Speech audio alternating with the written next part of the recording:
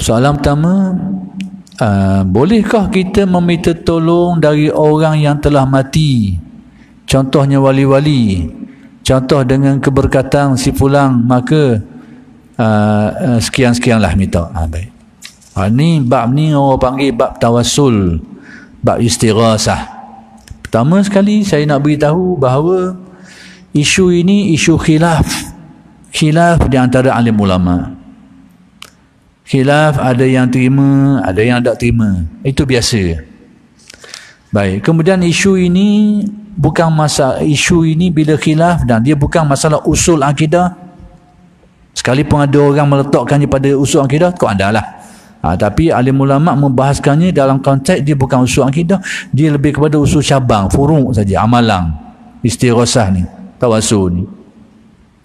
Jadi dia masalah khilaf di antara ulama, maka natijahnya sama ada pandangan tadi itu betul atau salah, tepat atau tidak, kuat atau lemah. Dia tidak melibatkan iman atau kufur. Jadi dia tidak melibatkan iman atau kufur. Kerana atas dasar kerana dia masalah khilaf, dan khilafnya itu, dan persoalannya itu adalah persoalan yang dilihat sebagai furuk, cabang, praktis, amalan. Baik. Maka saya nak beritahu pandangan hak yang kata tak boleh lah. Cuma saya nak beritahu atas pandangan hak kata boleh. Baik, apa yang perlu? Pertama sekali, bagi yang kata boleh ni, dia kena ada kefahaman dan keyakinan yang betul dulu. Pertama sekali, dia kena faham perkara ni dan dia ada keyakinan yang betul. Apa benda kefahaman dan keyakinan tu? Pertama sekali, dia kena ada kefahaman dan keyakinan bahawa tak akan berlaku satu perkara itu melainkan dengan izin Allah, dengan kudrat dan iradat Allah. Bahawa tidak ada penolong secara hakikinya melainkan Allah. Tak akan berlaku satu perkara kecuali dengan kudrat dan iradatnya. Dia ada keyakinan, kefahaman. Kemudian dia faham dan yakin bahawa makhluk ini adalah wasilah. Wasilah. Jadi wasilah ni perantara. Ada perantara yang dibenarkan, ada wasilah perantara yang dilarang. Baik, contohnya kita nak cari rezeki. Wasilahnya kena pergi kerja lah, atau cucuk tanang lah, dapatlah hasil, bolehlah makan, wasilahnya. Ataupun pergi minta dengan orang lah, minta tolong dengan orang beri rezeki, bolehlah, itu wasilah orang. Kita pergi minta dengan dia, kita pergi kerja dengan dia, ataupun kita pergi tanam pokok, itu wasilah yang diharuskan. Hak tidak diharuskan macam mana? Dia pergi ropok barang orang, pergi curi barang orang, itu wasilah yang dilarang. Pergi paksa orang, wasilah yang dilarang. Jadi wasilah ni ada yang diharuskan dan ada yang dilarang. Jadi berkait dalam perkara ni atas keyakinan tauhid tadi tu, bahawa tidak akan berlaku satu kejadian kecuali dengan kekuasaan dan kehendak Allah, dan tidak ada yang maha menolong, yang maha kuasa, tidak ada penolong pada hakikatnya melainkan Allah. Dia ada keyakinan tauhid tu, dan masa yang sama dia tahu bahawa wasilah ni, makhluk ni hanyalah sebagai wasilah, dan wasilah tu ada yang diharuskan dan yang diharamkan. Maka dalam perkara ni termasuk wasilah yang diharuskan menurut mereka tu. Baik, bagaimana? Kalau dia ada keyakinan ni, dia faham macam mana? Dia faham bahawa mengambil wasilah dengan manusia ni, sama ada di masa hidup atau sudah mati, benda yang diharuskan. Baik, contohnya macam mana? Dia masih hidup, kita pergi jumpa dia, kita minta tolonglah, tolong semayang ajak kau, tolong doa lah, ataupun tolonglah, ataupun kita tengah sakit nak ubah ni, tolong. Kita faham lah, kita minta tolong tu keyakinan kita apa? Bahawa hakikat sebenarnya tidak ada penolong melainkan Allah. Tapi itu wasilah yang diharuskan dibenarkan. Dia ada kefahaman tu. Dia faham gitu, dia yakin gitu tu. Tapi kalau dia tak ada kefahaman dia tu, dia tak ada keyakinan tu, dia minta tolong orang pun syirik. Kalau dia tak faham, kalau dia salah faham tu. Ada orang nak rapah duit dia, tolong. Kalau dia tak ada kefahaman dia, itu pun syirik. Jadi tengok sejauh mana dia faham, sejauh mana keyakinan dia dan kefahaman dia tu. Situ dulu kurang dia. Baru kita boleh tengok atas perbuatan dia, boleh ke tak. Jadi kelompok yang mengatakan harus tu kan dia banyak dalil lah. Baik, kalau saya nak beritahu kita kait dengan Nabi lah dulu. Ambil contoh dalil yang terang, jelas dengan Nabi. Tapi dari situlah ulama menkiaskan bahawa boleh juga berlaku kepada yang lain daripada Nabi. Baik, kalau Nabi minta tolong dengan Nabi masa hidup, tidak timbul masalah lah. Pergi jumpa Nabi, ya Rasulullah tolong doakan dengan berkat, itu masa hidup. Baik, Nabi sudah wafat, macam mana? Nabi sudah meninggal dunia, berlaku. Dan saya sudah menjelaskan ini dalam beberapa kuliah, tapi saya nak terangkan sini sebab ditanya, tak apalah. Baik, saya nak beritahu bahawa Nabi sendiri semasa hidupnya ajar kepada sahabatnya perkara ni, ajar.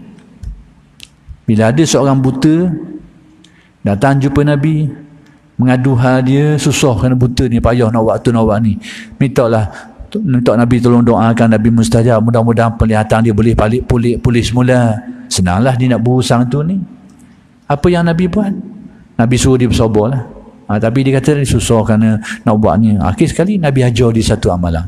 Ajar kau ni, Nabi suruh dia ambil wuduk dan menyempurnakan wuduk tu. Maksud ambil wuduk dengan sempurna, wajib rukun dan sunat dia tu, yang wajib yang sunat ambil secara sempurna, berwuduk dan menyempurnakan, lalu bersolat hajat. Lalu Nabi ajar kalimat-kalimat untuk berdoa. Baik, apa kalimat doa tu? Pertama sekali Nabi ajar dia supaya sebut Allahumma inni as'aluka wa atawajjahu ilaika binabiyyika Muhammadin sallallahu alaihi wasallam. Nabi ajar ke dia tu, suruh dia sebut, dia amal. Maksudnya apa benda? Ya Tuhanku, aku minta denganmu dan aku menghadapkan diriku kepadamu ini dengan kemuliaan Nabi Muhammad ni, dengan bertawassulkan Nabi Muhammad ni. Nabi kabur ajar dia baca benda ni dengan kemuliaan Nabi Muhammad ni. Baik, sebab tu apa lagi Nabi beritahu? Ya Muhammad. Nabi suruh nama tu, ya Muhammad,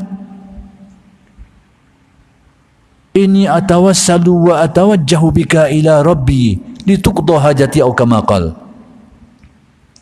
Wahai Muhammad, aku ni bertawassul denganmu. Seolahnya minta, ya Rasulullah, ya Muhammad, aku berwasilah denganmu. Aku menghadapkan hatiku kepada Allah Ta'ala denganmu ni. Yang ni tolonglah aku. Tolong mintalah dengan Allah Ta'ala tu, supaya ditunaikan hajat aku. Jadi Nabi sendiri ajar benda ni. Nak kabarnya benda tu boleh dia buat. Itu diguna pakai oleh orang yang mengatakan harus, tapi dengan syarat tadi lah, dia faham betul benda ni, dia tahu kedudukannya. Kalau dia mempertuhankan manusia, hidup ke mati ke, tu tetap syirik. Jadi sesuatu benda tu yang harus dibuat ni, kita kena tengok apa kefahaman dia. Sama juga macam kita tengok orang semayang depan Kaabah kok. Kita tengok memang dia duduk sujud ke rokok ke batu tu lah tu, batu Kaabah tu. Kalau kita tengok secara zahir ni, dia rokok, dia sujud. Berebu pula tu, nak pergi pegang, nak pergi cium lagi tu. Kita nak kata mana tu? Kena tanya dia. Mau buat gini ni sebab apa?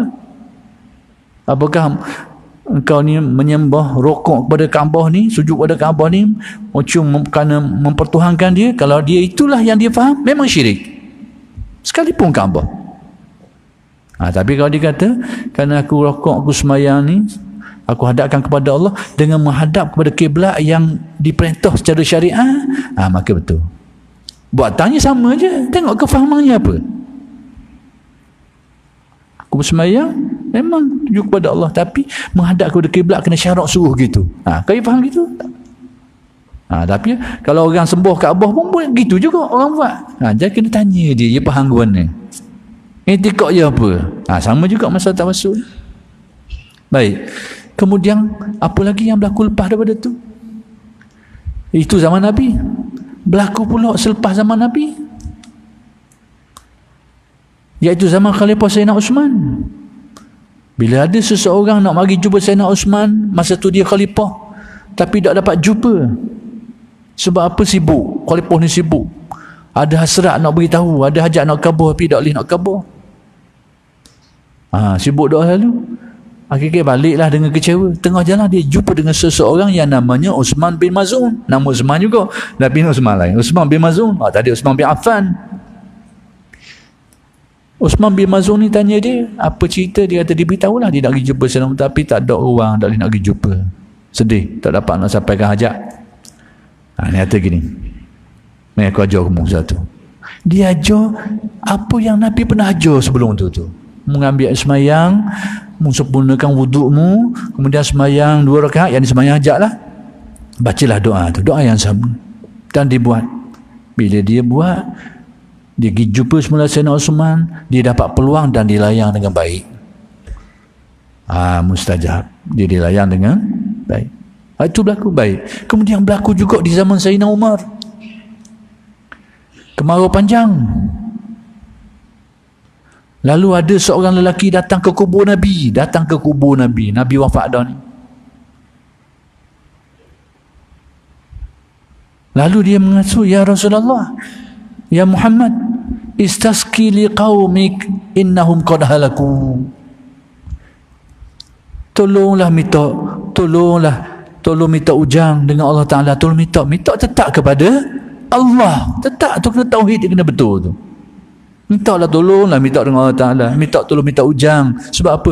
Ni umatmu ni musnah dah kerana kemarau panjang dah lalu. Dia pergi kubur Nabi. Sebab kita pun tahu, kita jangan anggap orang mati ni dia macam daging beku. Jangan anggap orang mati ni macam ikan duduk dalam freezer tu, kerah kejung tu. Tunggu nak masuk kuali lagi. Jangan anggap gitu. Mati ni perpindahan je. Pindah daripada alam syahadah, alam dunia ni, kepada alam barzakh. Badan dia hancur lah, tapi ruh dia tu kekal. Tu mati. Jadi kita jangan anggap senyap kerah kejung. Bukan macam tu. Kita sendiri dengar riwayat orang yang mati tu, kita pergi tanam kubur dia kan, kita pergi tanam. Bila tanam semua-semua tu balik, kan si mayat tu dengar kaki orang jalan tu, dengar tu. Tu dah hadis Nabi yang beritahu. Dia dengar lagi, topok kaki orang lagi ni, balik ni. Dengar dia. Berarti ada kehidupan. Kalau kita faham benda ni, tahu benda ni, tak apalah. Masalah orang tak tahu. Tu penyakit lain lah. Dia tahu. Jadi kita pun tahu, setiap kali kita semayang, tidakkah kita beri salam kepada Nabi?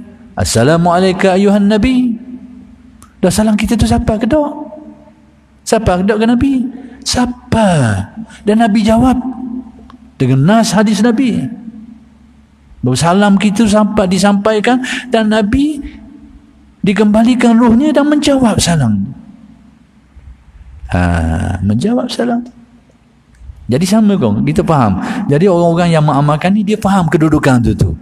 Jadi sahabat tu pergi ke kubur Nabi, minta, ya Muhammad istasqi liqaum, tolong minta ujang. Tolong minta ujang. Umat mu nak rosak dah ni, musnah dah ni. Lepas tu dalam mimpi, dia balik rumah, dia mimpi jumpa Nabi. Kemudian Nabi suruh dia pergi jumpa Sayyidina Umar balik. Beritahu dia pesan-pesan gini-gini. Dia pun pergi jumpa Sayyidina Umar dan beritahu pesan Nabi. Sayyidina Umar dengan jerit dia. Sebab Nabi pesan, ada pesan-pesan yang berkait dengan dia lah. Sedih dia. Dia sedih. Lalu apa yang berlaku? Sayyidina Umar ni kita tahulah, kalau kawan ni buat kerja salah ni, lama dah kena hukum ke dia. Sebab Sayyidina Umar ni bukan boleh tolak ansur dia ni. Al-Faruq, ni pemisah terhak dan batin, tegas. Jadi apa yang dibuat oleh orang ini tidak dibantah oleh Sayyidina Umar.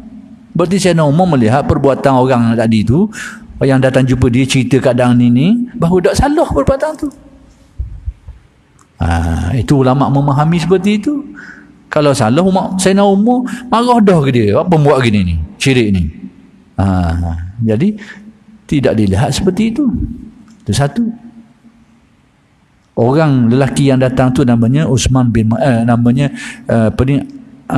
Bilal bin Haris al-Muzanni. Orang lelaki itu tu. Baik, kemudian berlaku juga selepas zaman Nabi ketika Nabi telah wafat. Nabi wafat, ada seorang A'rabi ni orang Arab Badui, orang darat, orang kampung tu mari nak jumpa Nabi. Sebab apa? Kerana ada ayat Al-Quran, walau annahum izzalamu anfusahum ja'uka wastaghfirullaha wastaghfara lahumur rasul wajadullah tawwabar rahimah. Mereka ni ketika mereka menzalimi diri mereka ni kerana buat salah, buat dosa, buat silap, mereka akan datang jumpa wahai Muhammad. Mereka minta istighfar dengan Allah dan Nabi pun tolong minta istighfar. Jadi Nabi tolong minta istighfar, itulah tawassulnya. Dan sahabat lakukan ini.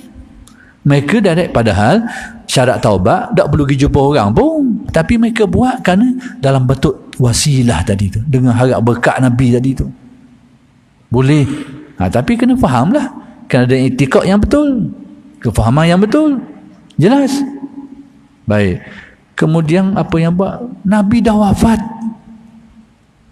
Nabi dah wafat, sudah 3 hari Nabi itu ditanam, dikuburkan.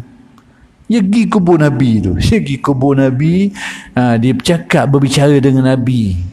Seolah Nabi masih hidup berbicara. Kerana kan dia faham, dia tahu kedudukan. Dia berbicara dengan Nabi. Lalu dia baca ayat tadi tu, yang saya baca tadi tu. Sebab apa dia datang? Kan dia baca ayat ni. Kan aku nak minta keampunan, aku mari jumpa mu ya Rasulullah, kan aku buat jahat, aku buat salah. Aku nak minta ampun dengan Allah, minta engkau tolong minta doa aku juga. Dan Al-Imam Al-Qurtubi, kalau tak salah saya, dalam tafsir dia tu menyebut kisah ni dan menyebut bahawa ada kejadian-kejadian berlaku. Kalau tak silap dengar suara dari kubur. Wallahu alam. Dah banyak. Jadi nak kabarnya minta tolong tadi tu dengan orang yang telah mati atas dasar tawassul, istighasah, itu khilaf di antara ulama. Maka orang-orang yang menerima perkara ni, mereka ada dalil dia lah. Mereka ada dalil. Orang tak mau terima, kau ada dia, jangan buat lah. Kemudian masalah bukan masalah usul, masalah furu'. Dia melibatkan betul salah je, kuat lemah gitu je. Dia bukan melibatkan iman dan kufur. Itu kena tahu. Nak tok baku mana ni? Baku. Kadang kita ni salah tok baku, jadi benda lain lah. Bahawa orang petang tok baku durian. Memanglah. Kena tok baku tu betul. Masalah ni masalah melibatkan apa? Jadi bagi yang kata boleh, tapi kena ada kefahaman dan keyakinan yang betul. Baik. Kemudian